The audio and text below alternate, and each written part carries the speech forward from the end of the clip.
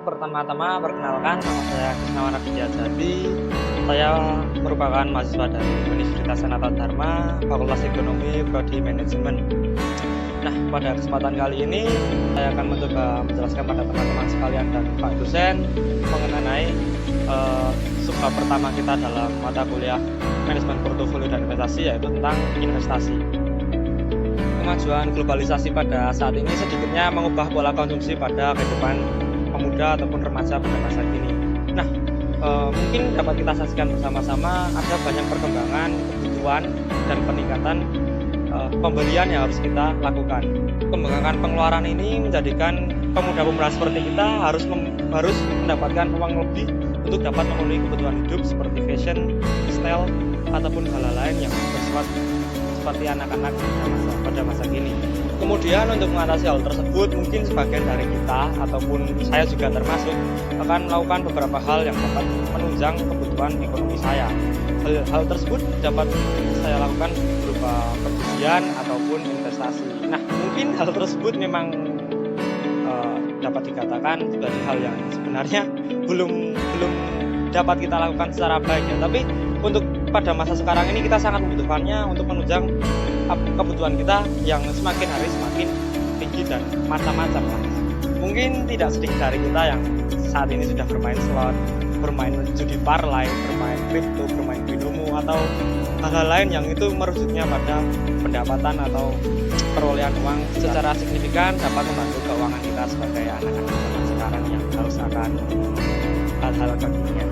Tetapi sebagai kaum intelektual kita harus mengingat bahwa perjudian dan investasi merupakan dua hal yang berbeda, dan ada hal-hal pokok yang mendasari dua hal tersebut yang menjadikannya mereka sebagai sesuatu yang berbeda.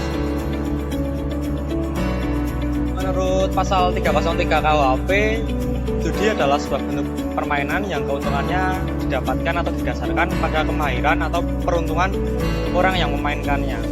Jadi dalam judi kita tidak perlu menganalisa sesuatu hal di luar itu.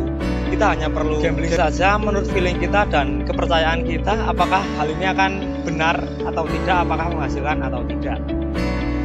Contoh perjudian dapat kita lihat dalam contoh berikut. Contohnya, saya memasang Liverpool untuk memenangi IPL nanti malam seharga 500.000 dan teman saya memasang Manchester City untuk memenangi IPL sebesar 500.000. Nah, di sini saya cuma beruntungan aja. Tergantung hasil mereka main, nanti saya akan mengeluarkan uang ataupun mendapatkan uang. Jadi saya tidak perlu menganalisa ini seluk-beluk tim ini seperti apa, pelatihnya siapa, pemainnya siapa. Saya hanya asal saya suka Liverpool, saya ngebet Liverpool. Saya memilih Liverpool untuk menangkan uang senilai 500.000 tersebut. Sedangkan investasi adalah komitmen kita terhadap sumber daya ataupun sumber dana yang kita miliki untuk kita kembangkan dan akhirnya memiliki tujuan untuk mendapatkan keuntungan di masa depan. Hal itu membutuhkan ketelitian dan ketekunan kita dalam melihat kemungkinan yang akan terjadi di masa depan agar dapat mendapatkan keuntungan semaksimal. Contoh dari investasi ini dapat kita lihat dari kebiasaan kita sehari-hari, seperti dalam kita belajar adalah mengorbankan sumber daya yang kita miliki saat ini untuk keuntungan masa depan agar kita mendapat pekerjaan yang sangat layak dan mendapatkan gaji yang tinggi. Atau bisa juga kita menganalisis sebuah perusahaan, kemungkinannya entah bagaimana perusahaan itu dapat maju ataupun dia memiliki keunggulan apa daripada produk-produk atau perusahaan lainnya. Jadi kita menanam saham di situ, berinvestasi itu agar dapat meningkatkan uang kita ke depannya. Dalam hal ini kita dapat menggunakan dua aset sebagai media dalam berinvestasi. Nah, media yang pertama adalah menggunakan aset real. Aset real adalah sesuatu yang dapat kita lihat, dapat kita pegang, dapat kita raba untuk dijadikan sebagai media investasi. Contohnya bisa saja emas, ataupun logam, ataupun tanah, atau bangunan, ataupun yang ada di depan saya ini bisa dijadikan media untuk berinvestasi. Kemudian aset yang kedua adalah aset finansial. Aset finansial di sini biasanya kita dapat saksikan atau dapat kita pahami sebagai hal-hal seperti obligasi ataupun saham ataupun beberapa hal lain yang itu berada di dalam internal perusahaan ataupun hal-hal yang mempengaruhi perusahaan. Ya, dapat kita katakan sebagai mata uang ataupun bursa efek. Pihak-pihak yang melakukan sebuah investasi disebut investor. Nah, dari investor ini sendiri dapat dibagi menjadi dua jenis investor. Yang pertama adalah investor individual. Investor individual ini terdiri dari seperti ya perorangan, atau kayak saya sendiri atau Anda sendiri atau teman-teman yang lain secara sendiri-sendiri tanpa membuat kelompok ataupun lembaga tertentu.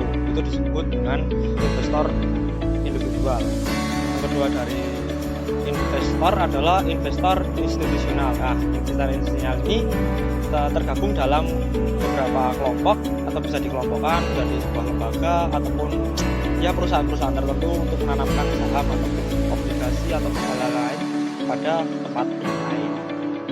Nah, selain itu investasi juga memiliki hubungan dengan konsumsi. Nah, di sini di dalam investasi terdapat hal yang disebut dengan kesejahteraan moneter. Kesejahteraan moneter ini terdiri atau disusun berdasarkan apa yang kita punya saat ini ataupun keuangan yang kita miliki saat ini dan kekayaan yang kita miliki saat ini digabungkan dengan kekayaan kita yang akan datang. Nah, untuk itu perlu bagi kita memisahkan pendapatan kita mana yang dipakai sekarang dan mana yang diberikan untuk masa depan atau untuk dinaikkan lagi nilai uangnya.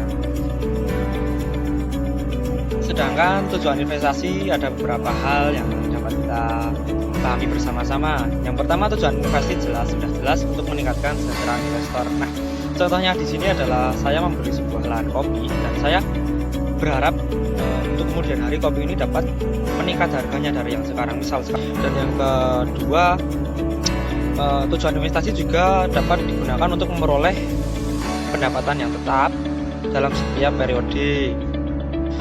Kemudian kita juga dapat menggunakan investasi untuk mengontrol dan mengendalikan perusahaan lain. Nah, selain itu investasi juga dapat digunakan untuk menjamin tersedianya bahan baku dan mendapatkan pasar untuk produk yang dihasilkan.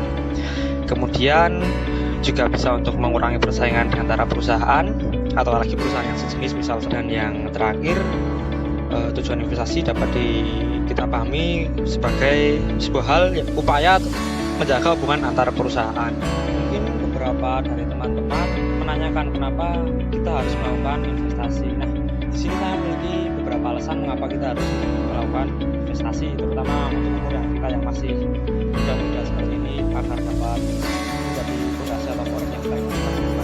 Yang pertama, alasan mengapa kita harus melakukan investasi adalah untuk dapat melanjutkan kehidupan ini atau dapat mempertahankan taraf hidup kita. Nah, hal ini dimaksudkan agar pada akhirnya harta kekayaan kita tidak mengalami penurunan nilai uang, atau dapat diartikan juga agar kita tidak menghabis-habiskan uang untuk hal-hal yang tidak perlu. Yang kedua, mengapa kita harus melakukan investasi adalah untuk menghindari angka inflasi, yaitu penurunan nilai mata uang.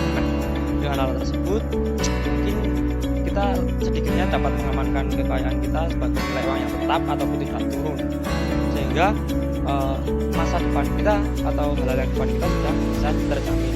Dan kemudian alasan yang ketiga adalah untuk menghindari pajak, daripada kekayaan kita menumpuk dan tidak diapa-apain malah terkuras karena pajak beberapa persen, mending kita alihkan kekayaan kita untuk dimasukkan dalam sebuah investasi. Hal tersebut bukannya membuat uang kita berkurang, tapi malah akan bertumbuh dan berkembang lagi pada depan.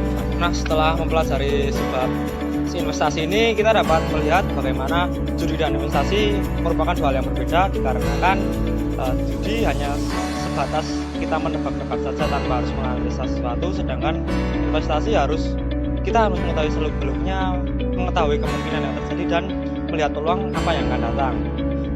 Selain itu, kasarannya judi tidak memerlukan media sesuatu untuk memperoleh keuntungan, ataupun kita cuma ya nebak-nebak itu tadi aja. Sedangkan investasi kita harus membeli aset real ataupun aset finansial.